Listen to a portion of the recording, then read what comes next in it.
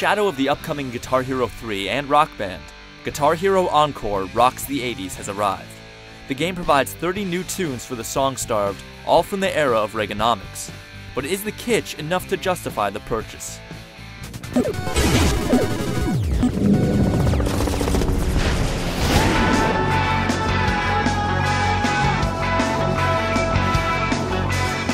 Not surprisingly, Rocks the 80s doesn't introduce any new gameplay mechanics to the franchise. The game is as responsive as ever, and you can start playing it at whatever difficulty level you were most comfortable with in the prior titles.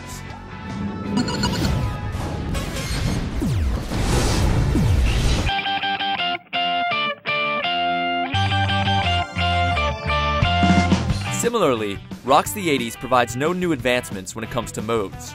All of the improvements made by Guitar Hero 2 remain here. Cooperative play retains the lead-based distinctions and hasn't gotten any less fun.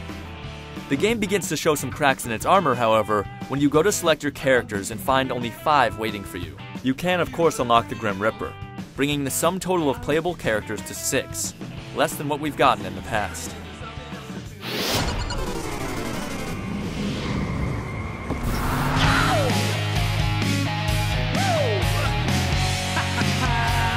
From the opening logos to the retooled opening cinema, the game throws so much 80s at you in the beginning that you half expect cocaine to come flying out of the PS2's vents. However, as you actually start to play, you'll notice that the care taken in the opening seconds of the game starts to disappear.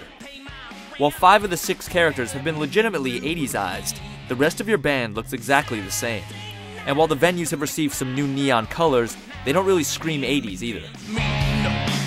Also, as you play through song after song in Guitar Hero Encore, you begin to realize something previously thought impossible in the Guitar Hero franchise. You realize that you're bored.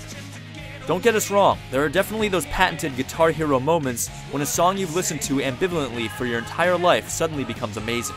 But that experience doesn't happen as often as it did in the past. And that's the unfortunate thing about Rocks the 80s. If you think about it, a lot of quote-unquote rock from the 80s sounded alike. Countless hair bands emerged, but most of them only had one good song to offer. This is reflected in the song selection. With only 30 available, half of which are average at best, the thought of spending $50 becomes pretty unappealing. Rocks the 80s is frustrating because of what it could have been. Focusing on specific decades in music is a great idea, but perhaps it was a mistake to focus on an era in which a large amount of songs opted for synthesizers instead of guitars. Or if you are going to do it, then commit fully to the idea. Throw out some of the more boring hair bands, put a guitar in your character's hands, and offer some of the 80s' other memorable tunes. Had these songs been delivered at a lower price or as downloadable content, it would have been easier to swallow. As it stands now, though, the game gives the impression of an inspired idea that no one felt like putting time into.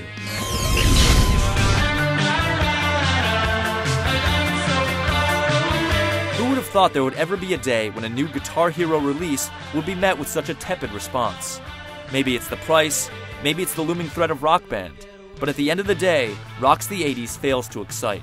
Ultimately, it ends up as so many unlucky bands from the era, forgettable.